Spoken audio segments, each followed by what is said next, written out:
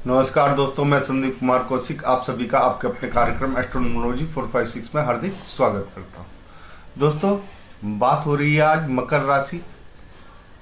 मार्च माह 2025 में इनके साथ क्या अच्छा होगा और किन क्षेत्रों में इन्हें सावधानियां बरतने की आवश्यकता पड़ेगी। जैसा कि आप लोग इनका चार्ट देख ही रहे, दूसरे भाव में शनि के साथ सूर्य है, तीसरे में राहु, शुक्र और बुध है, पंचम में जो है गुरु विराजमान है, छठे में मंगल है और भाग्य भाव में जो है केतु विराजमान है। 15 तारीख को यानी कि 15 मार्च को सूर्य जो है मीन राशि में प्रवेश कर जाएंगे। इसी प्रकार 29 मार्च को शनि भी मीन राशि में प्रवेश कर जाएंगे। दोस्तों, इनके लिए जो दो भाव हैं, एक तो धन का भाव है और एक किस्मत का, एक पराक्रम का। ये तीन भाव जो हैं इनके लिए काफी इस समय अच्छे हैं। देखा जाए तो एक चीज और कहना चाहूंगा मैं यहाँ पर कि ये आखिरी महीना है शनि की, जो इनके ऊपर साढ़े सती चल रही थी, उसका ये आखिरी महीना है। इसके बाद इन लोगों को साढ़े सती से जो है राहत मिल जाएगी और साथ ही साथ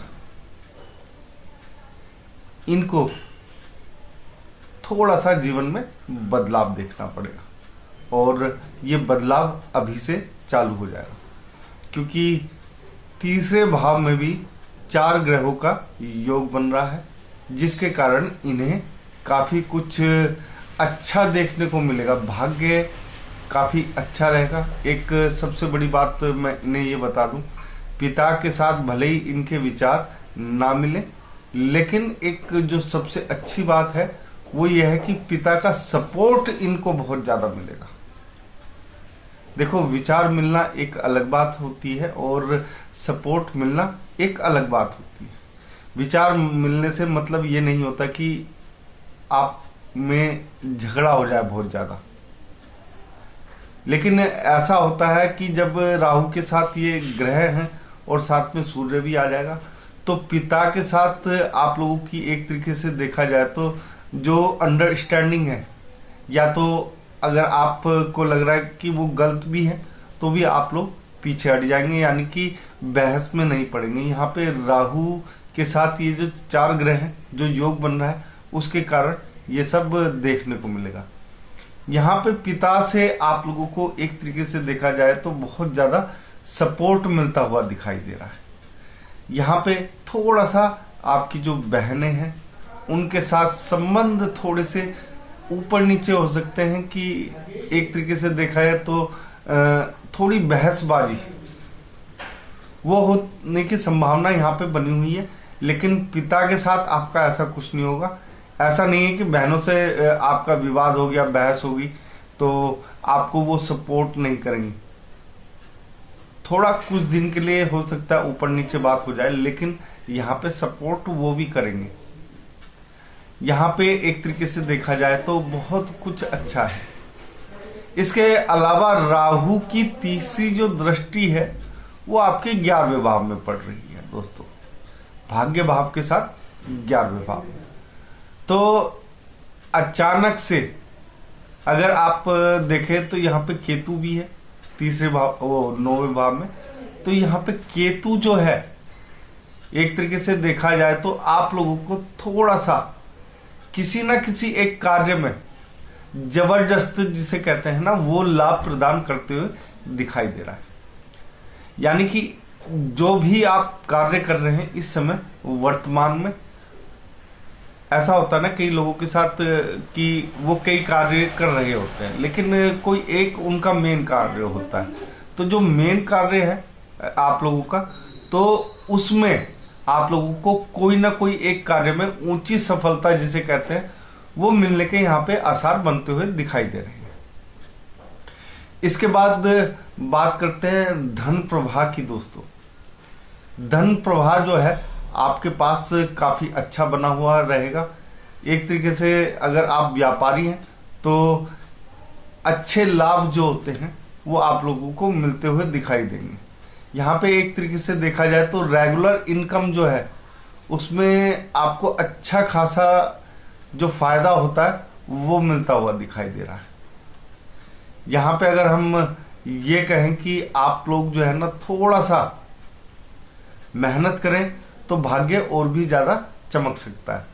15 तारीख के बाद जब सूर्य यहाँ पे आ जाएंगे तो आप लोगों को बहुत कुछ सफलताएं जो हैं वो एक तरीके से जिन चीजों की आपने अपेक्षा नहीं करी है तो वो मिलती हुई दिखाई देंगी।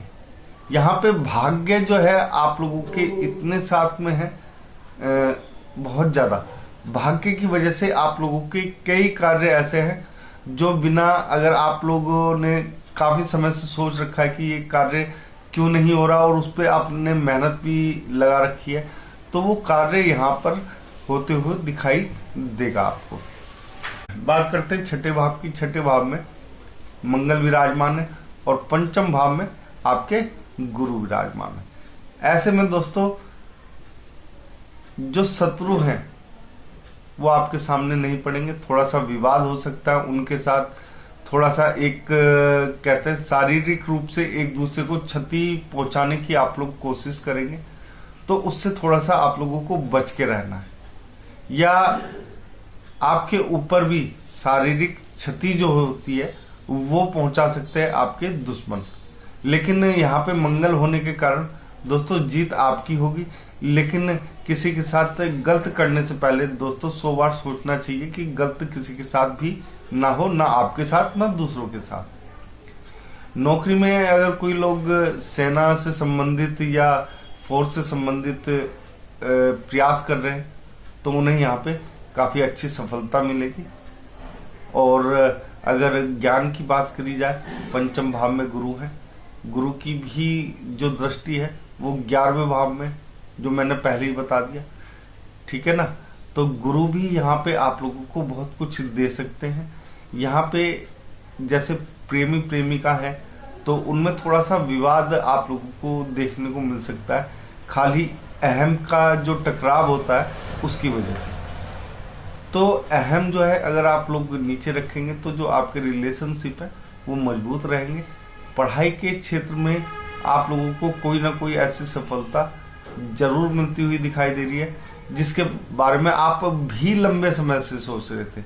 यानी कि कोई ऐसा एग्जाम क्रैक करने की जिसमें आप लोगों को हो सकता है बार बार असफलता मिल रही हो, तो वो यहाँ पे मिलते हुए दिखाई दे रही है। दोस्तों एक तरीके से देखा जाए तो ग्रहों की स्थिति इतनी अच्छी बनी हुई है आपके लिए कि आप लोगों को ये जो माह है इसके बाद 29 तारीख को तो वैसे भी आपके ऊपर से 7.5 जो है हट जाएगी, तो उसके बाद वैसे भी शनि का प्रभाव जो है कम हो जाएगा। लेकिन उससे पहले भी ये जो आखिरी महीना है यहाँ पे आप लोगों को एक तरीके से देखा जाए तो बहुत कुछ आपके पक्ष में होता हुआ दिखाई दे रहा है। यहाँ पे एक चीज व्यापारियों के लिए एक चीज कहना चाहूंगा, जो लोग व्यापार कर रहे हैं उन्हें इस समय, फिलहाल इस समय की बात कर रहा हूं दोस्तों, कोई भी ऐसा नया कार्य नहीं करना है बिना सोचे समझे जिसमें उन्हें हानि हो सके। अगर आप लोगों का विवाह नहीं हुआ है तो अचानक से विवाह होने के योग बन जाएंगे। साथ ही साथ आप लोग देखेंगे कि यहाँ पर विवाह एकदम से हो भी रहा है। यानी कि एक 1-1.5 महीने के अंदर अगर आपके विवाह में कोई अड़चन भी आ रही थी तो वो 1-1.5 महीने के अंदर अंदर ही जो है वो सोल्व हो जाएगी। एक तरीके से अगर अभी रिश्ता होता है तो 1-1.5 महीने के अंदर अंदर आप लोगों का विवाह भी हो जाएगा। नए कार्यों से बचना है। अगर आप लोग जुआ सट्टा वगैरह खेलते हैं तो उससे थोड़ा सा इस समय दूर रहे, क्योंकि राहु के साथ अगर आप लोग देखें तो सूर्य भी प्रवेश कर जाएगा 15 तारीख को, ठीक है, 3रे भाव में। तो वहां पर जो एक तरीके से देखा जाए राहु का प्रभाव जो है वो थोड़ा सा कम होता हुआ दिखाई दे रहा है। अगर आप लोग शेयर बाजार वगैरह में कुछ कर रहे हैं तो वहां पे थोड़ा सा आप लोगों को संभलने की आवश्यकता पड़ेगी। थोड़ा सा सोच समझ के। एक चीज और, सोने में इन्वेस्टमेंट आप लोगों को इस समय भूलकर भी नहीं करना है, नहीं तो बहुत बड़ा नुकसान हो जाएगा। शनि और सूर्य इस समय आपके द्वितीय भाव में है और उनकी दृष्टि जो है अष्टम भाव पे भी पड़ रही है। तो एक तरीके से देखा जाए कोई ऐसी चिंता वाली बात नहीं है कि आप लोगों को कुछ ज़्यादा चिंतित होने की जरूरत पड़ेगी। हाँ, ये है कि थोड़ा सा पिता या एक तरीके से पिता को छोड़कर जो भी और सदस्य जैसे चाचा वगैरह, उनके साथ आप लोगों को थोड़ा सा एक अंडरस्टैंडिंग बना के चलनी पड़ेगी। अगर कोई विवाद चल रहा है आपका जमीन से संबंधित, तो आप लोगों को अंडरस्टैंडिंग बनाओगे तो जो विवाद है वो बातचीत से यहाँ पे हल होते हुए दिखाई देगी। आप लोगों को जो इस महा उपाय करने हैं दोस्तों, उन उपायों में एक तो मंगल है, एक शनि है और एक राहु है। इन तीनों के अगर आप लोग उपाय करते हैं तो आप लोगों को काफ़ी ज़्यादा फायदा होता हुआ दिखाई देगा। खास तौर से आप लोगों को जो उपाय करने हैं मेन शनि और मंगल के, जो भी उपाय के दिन हो वो शनिवार या मंगलवार हो, उन उपायों से आप लोगों को बेहद ही ज़्यादा लाभ प्राप्त होगा। एक छोटा सा उपाय अगर आप लोग कर सकते हैं, क्योंकि 9वें भाव में आपके केतु विराजमान है और देखा जाए तो शनि जो है आपके दूसरे भाव में है, तो आप लोगों के लिए एक सबसे अच्छा, क्योंकि भाग्य जो है थोड़ा सा अगर तेजी से दौड़े तो हर आदमी को उसका फायदा मिलता है। और भी ज़्यादा फायदा अगर आप लोगों को लेना है अपने भाग्य से, तो हनुमान जी के मंदिर में एक श्री जय श्री राम लिखा हुआ जो झंडा होता है, त्रिकोण झंडा, वो आप लोगों को लगा के आना है मंगलवार के दिन। तो उससे आपके भाग्य में काफ़ी ज़्यादा वृद्धि आप लोगों को दिखाई देगी।